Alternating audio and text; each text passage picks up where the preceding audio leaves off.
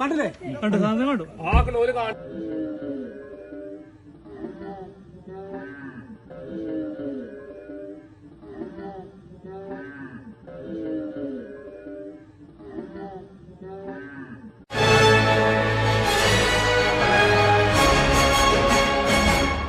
വണ്ടിയോട് പോയിട്ട് വരുന്ന ഈ വണ്ടികളെല്ലാം താഴോട്ട് വരാത്ത രീതിയിൽ അവിടെ ആ വഴി അതിന് നേരെ പോകേക്ക്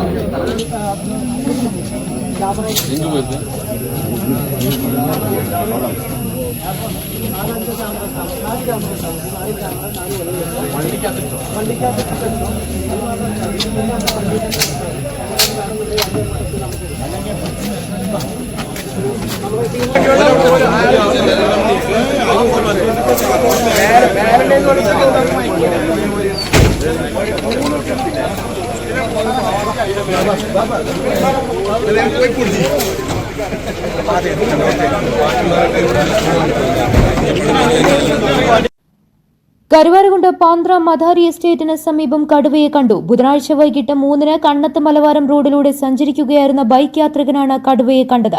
തുടർന്ന് വനം വകുപ്പ് ഉദ്യോഗസ്ഥർ നടത്തിയ പരിശോധനയിലും കടുവയെ നേരിൽ കണ്ടു. ഉദ്യോഗസ്ഥർ കടുവയെ മുഖാമുഖം കണ്ടിട്ടും മയക്കുവെടിവെക്കാത്തത് വ്യാപക പ്രതിഷേധത്തിനും കാരണമായിട്ടുണ്ട്. കഴിഞ്ഞ ദിവസം മഞ്ഞൾപ്പാറയിൽ കടുവയുടെ കാൽപ്പാടുകൾ കണ്ടെത്തിയിരുന്നു. ഇതുമൂലമുള്ള ഭീതി നിലനിൽക്കെയാണ് സുൽത്താന എസ്റ്റേറ്റിന് സമീപം വനം വകുപ്പ് ഉദ്യോഗസ്ഥർ ഉൾപ്പെടെ കടുവയെ നേരിൽ കണ്ടത്. ടാപ്പിംഗ് തൊഴിലാളിയായി ഗഫൂറിനെ കടുവ ആക്രമിച്ച് കൊലപ്പെടുത്തിയ റാവുത്തൻ മലയുടെ മറുഭാഗമാണ് കണ്ണത്ത് മലവാരം. നിരവധി തോട്ടം തൊഴിലാളികളും ഇവിടെ താമസിക്കുന്നുണ്ട്. കടുവയെ കണ്ടതോടെ ഇവിടെയുള്ള കുടുംബങ്ങൾ പുറത്തിറങ്ങാൻ ഭയപ്പെടുകയാണ്.